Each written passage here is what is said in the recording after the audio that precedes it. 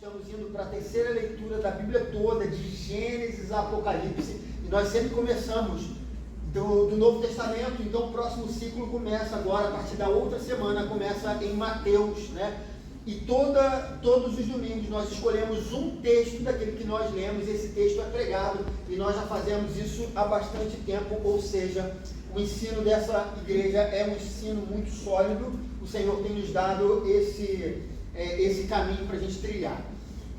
A palavra de Deus que nós vamos ler é Naum, capítulo 1, é o texto de nossa leitura bíblica devocional, e a palavra do Senhor nos diz o seguinte: advertência contra Nínive, livro da visão de Naum de Elcós. O Senhor é Deus zeloso e vingador, o Senhor é vingador, seu furor é terrível, o Senhor executa vingança contra os seus adversários e manifesta o seu furor contra os seus inimigos. O Senhor é muito paciente, mas o seu poder é imenso. O Senhor não deixará impune o culpado. O seu caminho está no vendaval e na tempestade, e as nuvens são a poeira dos seus pés. Ele repreende o mar e o faz secar, faz que todos os rios se sequem. Bazã e o Carmelo se desvanecem e as flores do Líbano murcham.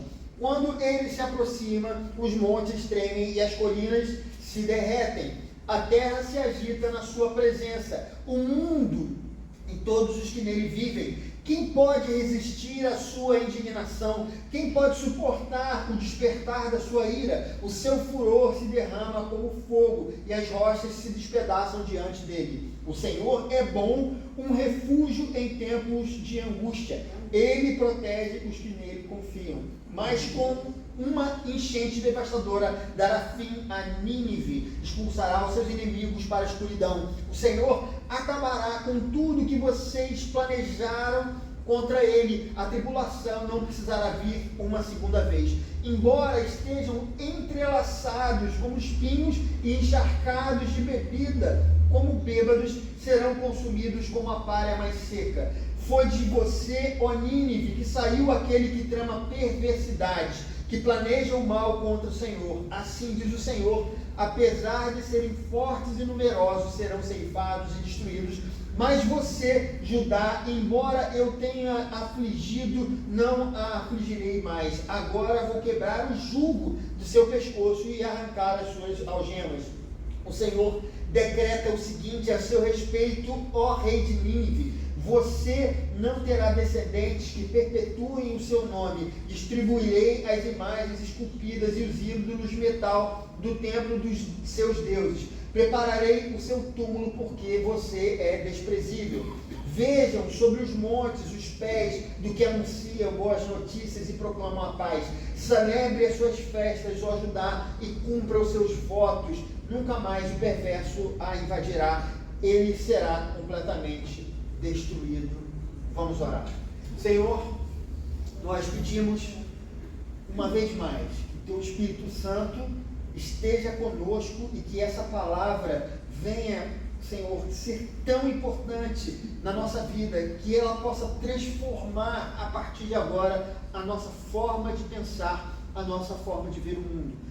Ela é fundamental para nós, mas nós precisamos do Teu Espírito Santo aplicando essas verdades nas nossas vidas, e nós rogamos a Ti que o Senhor faça isso nessa manhã, no nome de Jesus. Amém e amém.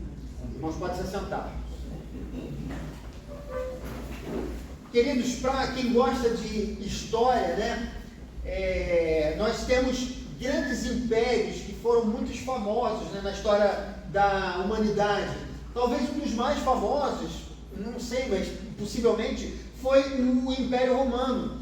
Mas outros impérios foram igualmente importantes na história, como por exemplo, lá no Oriente nós tivemos um império que foi o Império Mongol, depois nós tivemos também os turcos otomanos, nas Américas nós tivemos os incas, tivemos os maias, tivemos os astecas, na Europa não somente Roma, essa que eu citei, mas também os gregos, e voltando um pouco mais, bem dentro da história bíblica, nós temos os persas, nós temos os babilônios e nós temos os assírios, cuja capital era Nínive. Nínive era a capital desse grande reino chamado Assíria. E não é a primeira vez que nós ouvimos falar desse lugar nas Escrituras. Nós lemos sobre um profeta que profetizou para Nínive, mas não foi a primeira vez que a gente ouviu falar nessa cidade. Essa foi a mesma cidade na qual Jonas ele foi comissionado a pregar o juízo, conforme nós pregamos aqui de púlpito alguns domingos atrás. O profeta tentou a todo custo fugir, como vocês lembram, daquela dificílima missão. Isso porque Jonas ele tentava fugir porque o povo da Síria, eles eram inimigos de Israel, porque eles eram uma nação muito poderosa, eles eram também violentíssimos, eles estavam numa campanha imparável de conquistas e eles estavam próximos a conquistar Samaria, que era a capital do Reino do Norte, Israel. Nós vimos que Jonas era alguém comprometido com a sua nação, e a sua negação, ele não querer ir para Nínive pregar, não foi porque ele era preguiçoso, ou ele era mal-humorado, ou ele era pirracento.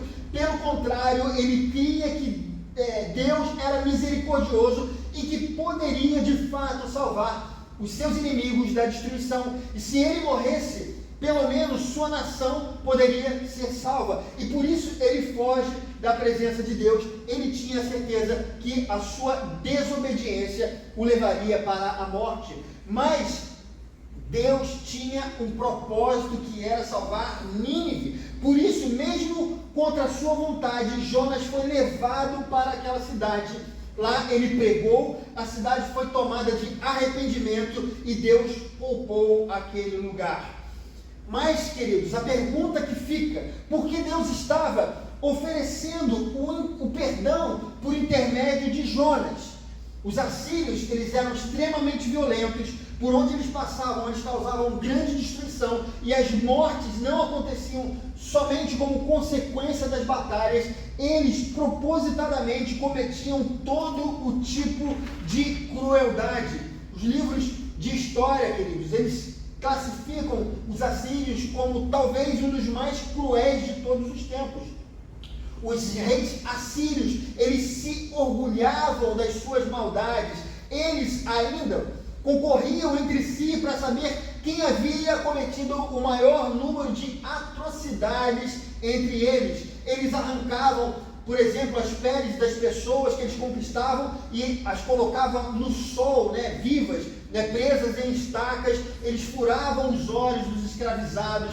Um dos reis que foi conquistado pelos assírios, ele foi preso numa coleira e ele foi jogado num canil e tratado pelo resto da vida como um cachorro. Manassés, que foi um rei de Judá, ele foi acorrentado pelo nariz, a Bíblia nos diz isso, e foi arrastado para Nínive, sendo levado daquela maneira cruel. E tantas outras maldades foram registradas. Eles gostavam de registrar as maldades, de escrever as maldades que eles faziam com os povos conquistados. Mas por que Deus então não destruiu Nínive na época de Jonas? Por quê, queridos? Em primeiro lugar, eles se arrependeram. O Senhor é um Deus de misericórdia, e essa era a mensagem de Jonas. Em segundo lugar, porque o Senhor é Deus de toda a humanidade. A graça e o perdão não estão reservados somente para Israel.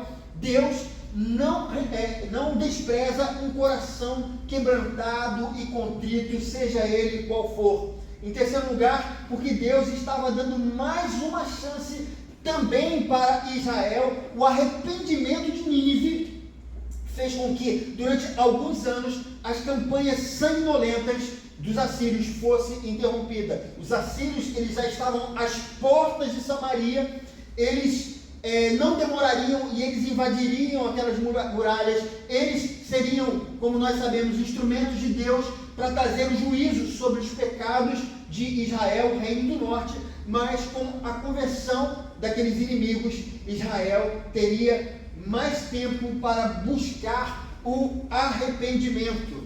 Mas, como nós sabemos, o Reino do Norte, ele não aproveitou essa oportunidade e eles continuaram em seus pecados.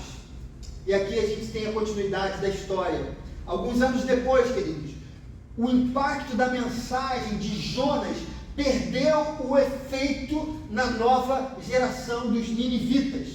Não demorou para que aquela nação retornasse às suas iniquidades, conforme aquelas que eu citei aqui anteriormente. Israel, nesse meio tempo, como não buscou a ajuda do Senhor, eles pereceram por intermédio da violenta espada dos assírios.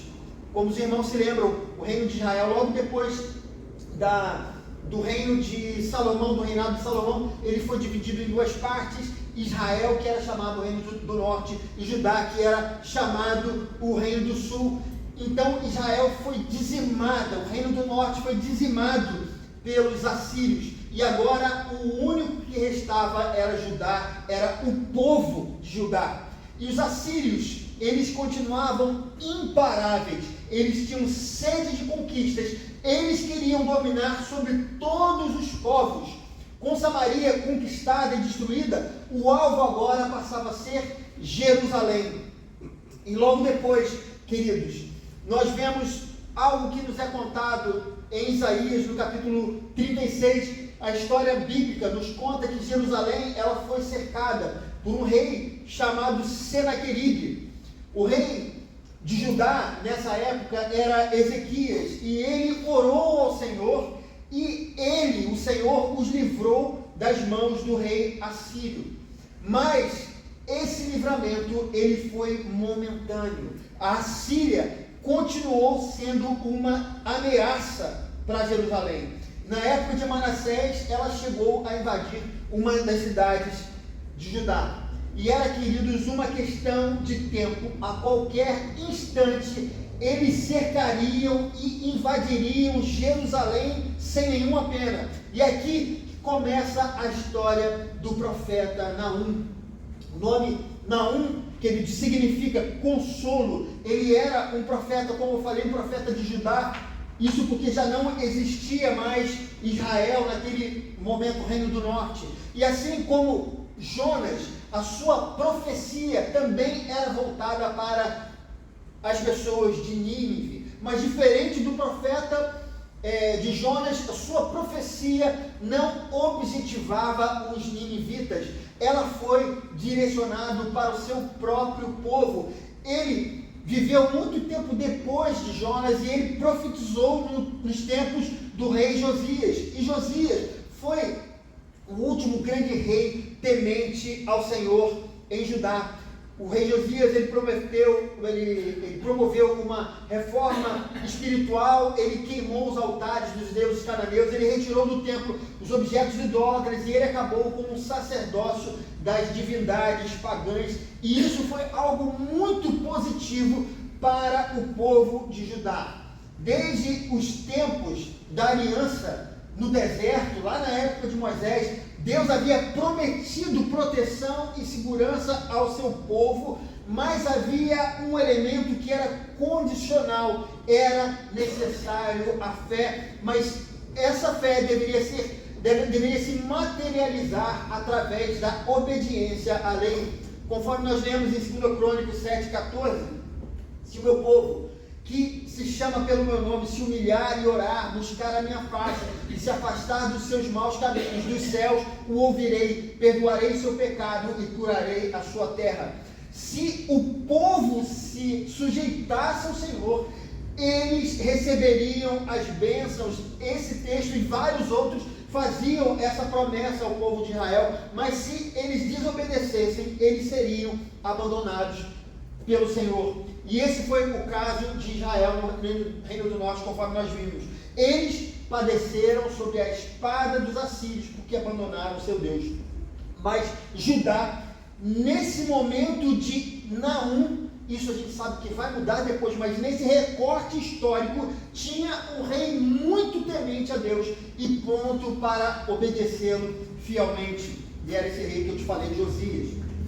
A mensagem de Naum é, então, queridos, uma mensagem de consolo, de alívio, diante daquelas circunstâncias, onde Josias era o rei. Ele livrava definitivamente Judá do jugo de Nínive para sempre. O que o texto está dizendo aos leitores é: Deus, protege os que nele confiam. Isso está no versículo 7. E esse, irmãos, esse versículo é o resumo de toda a profecia de Naum.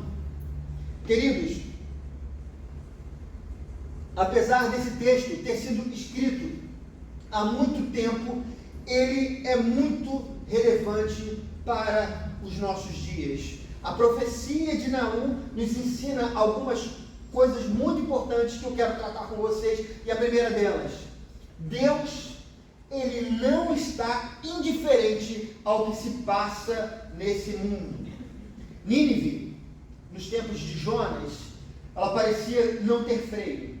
Já o povo de Israel parecia ter sobre ele um Deus punitivo, atento para as maldades de Israel, mas tolerante quanto aos pecados da humanidade. E isso parece se intensificar após a pregação de Jonas. Jonas, ele ficou transtornado porque Deus havia salvado aquele povo iníquo da destruição. Queridos, muitas vezes nós temos uma visão parecida com a de Jonas. Nós não conseguimos olhar o todo. E o que acontece é que parece que nós somos cobrados o tempo todo, enquanto o mundo vive à vontade, vive sem rédeas, vive conforme suas próprias regras. Há muitos, queridos, que veem o Evangelho apenas como uma religião legalista, cheia de regras do que pode ou não pode fazer. E de fato, a Bíblia, ela nos mostra uma trilha na qual devemos seguir, mas longe de ser um legalismo sem sentido, a Bíblia está nos apresentando o caráter de Deus. A Bíblia nos diz que Deus é santo. A Bíblia nos diz que Ele criou o homem no estado de santidade, mas a sua criatura decidiu viver o seu próprio caminho. Mas o problema é que, sendo esse Deus perfeito, as nossas imperfeições, os nossos pecados nos afastam desse perfeito Criador. Por isso a Bíblia nos diz que Deus precisou enviar o seu Filho. Ele não é somente a nossa referência, mas também aquele que vai ser perfeito, aquele que vai cumprir perfeitamente as exigências de Deus. O convite ao Evangelho é feito a toda a humanidade. Deus, através de seu Filho, está demonstrando misericórdia a todos. Mas a verdade é que essa oferta que Deus faz à humanidade, ela tem tempo limitado. O versículo 3 nos diz: o Senhor é muito paciente, mas o seu poder é imenso. O Senhor não deixará impune o culpado. Os assírios haviam se arrependido nos dias de Jonas, mas voltaram aos mesmos pecados algum tempo depois. A mesma repreensão, a mesma indignação e o mesmo veredito estavam sobre aquela nação nos dias de Naum. Os assírios, eles se achavam invencíveis, mas eles haviam de prestar contas para aquele que tem domínio sobre todas as coisas.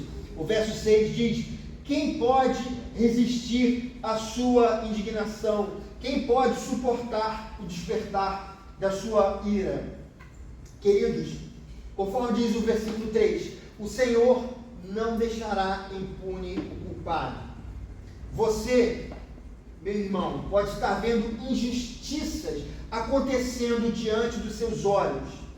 A violência nas escolas, os assaltos, os assassinatos, a corrupção na esfera política, a degradação moral da sociedade, a corrupção dos valores familiares. Nada disso ficará impune diante de Deus. A Bíblia nos promete que Deus vai julgar todos os que vivem na impiedade. Queridos, o povo brasileiro nunca teve uma clara referência a respeito de justiça. Eu acho que isso é de fato alguma coisa que está na nossa cultura. A impunidade parece ser a regra da nossa nação. E infelizmente isso é uma realidade. Quanto maior for o poder da pessoa, menor a chance dela ser punida pelos seus crimes.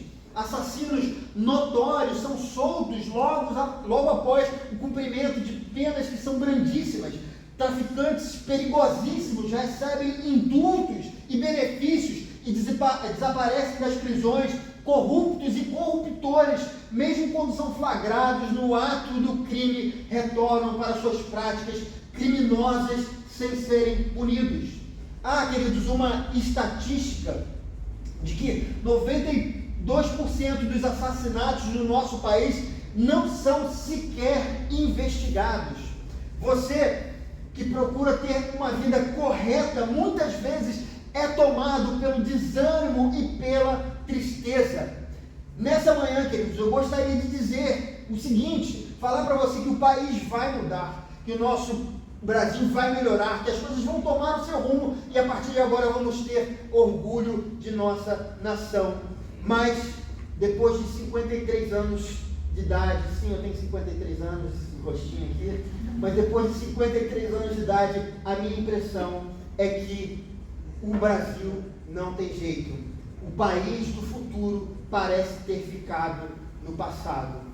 Mas você pode estar bem triste nesse momento, talvez angustiado com essas falas que eu estou dizendo, talvez desanimado por chegar a essa mesma conclusão que eu. Você pode estar até um pouco chateado comigo por causa dessa mensagem, como diria a Xuxa, essa mensagem baixo astral.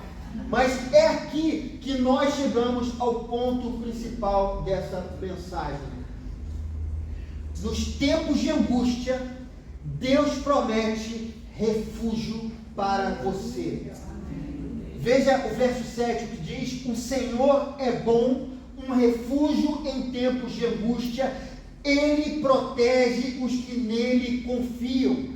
Na história bíblica, todos os reis que confiaram no Senhor obtiveram refúgio nos dias difíceis. Outros, no entanto, sucumbiram diante das tribulações. Saul, por exemplo, ele abandonou o Senhor e sofreu as consequências de suas escolhas. Manassés também foi outro rei que não se submeteu a Deus e sofreu as consequências. Por outro lado, Davi confiou em Deus e provou dos benefícios da aliança.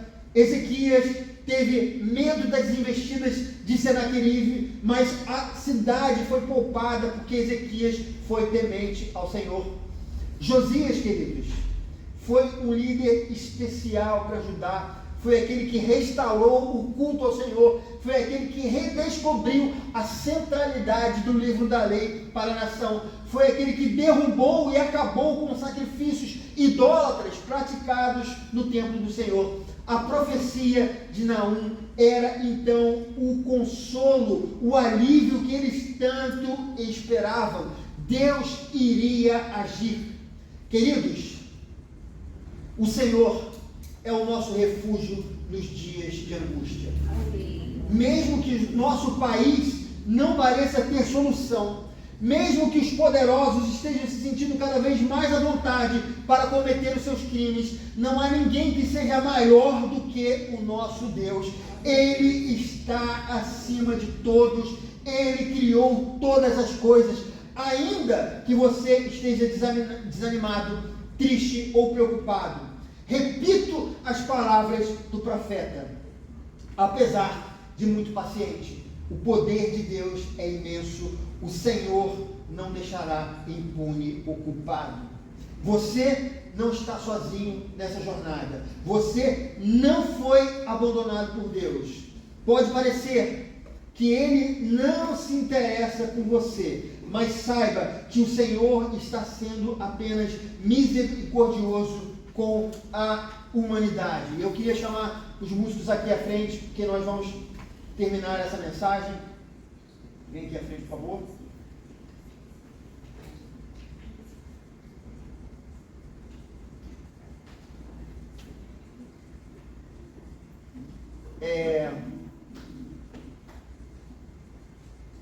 Queridos, a oferta de Jesus, ouçam isso que eu vou dizer, ela continua de pé. Ela está de pé para qualquer pessoa que deseja recebê-lo. Reconhecer os seus pecados e também se submeter à sua vontade. Eu gostaria, queridos, de terminar essa mensagem com um texto importante de mais um profeta, o profeta João, no livro de Apocalipse. Olha que importante mensagem de consolo para mim e para você, nós que vivemos momentos de angústia. A palavra do Senhor nos diz: continue o injusto a praticar a justiça, continue o imundo na imundícia, continue o justo a praticar a justiça e continue o santo a santificar-se. Eis que venho em breve, a minha recompensa está comigo e eu retribuirei a cada um de acordo com o que fez. Eu sou o Alfa e o Ômega, o primeiro e o último, o princípio e fim. Felizes os que lavam as suas vestes e assim têm direito à árvore da vida e podem entrar na cidade pelas portas. Queridos, vamos orar nesse momento. Feche os seus olhos. Senhor, nós apresentamos diante de Ti, Senhor, essa palavra que foi pregada. Nós vivemos momentos difíceis. Nós sabemos, Senhor Deus, que não é fácil o que nós temos vivido. Muitas vezes, Senhor, sentimos medo de sair de casa, porque nós não temos a certeza daquilo que irá nos acontecer. Senhor, tantas vezes nós passamos por situações em que nós nos sentimos amedrontados. Notícias de balas perdidas, assaltos, facadas, Senhor, violência nas escolas. Nós ficamos temerosos pelos nossos filhos, pelos nossos netos. Senhor, mas nesse momento nós te agradecemos por essa palavra. O Senhor, Ele está conosco, Ele está nos abençoando, Ele está nos guardando, nos livrando de todo mal. Ele, o Senhor, é a proteção para quem confia. Nós confiamos inteiramente no Senhor. Nós não cremos, Senhor Deus, em políticos, nós não cremos na força policial, nada disso, Senhor. Nós cremos em Ti, nós temos a confiança em Ti, porque todo o sistema nacional ele pode falir, mas mesmo assim o Senhor estará conosco. Ele, no tempo certo, virá julgar o que é certo e o que é errado, e nós nos escondemos atrás da cruz, porque perfeitos nós não somos, mas nós entendemos o nosso coração, as nossas falhas, e nós nos abrigamos em Ti. O Senhor é a nossa proteção. E nesse momento nós te agradecemos por esse alívio que nós recebemos do Senhor nos prometer de estar ao nosso lado. Grande são tuas obras.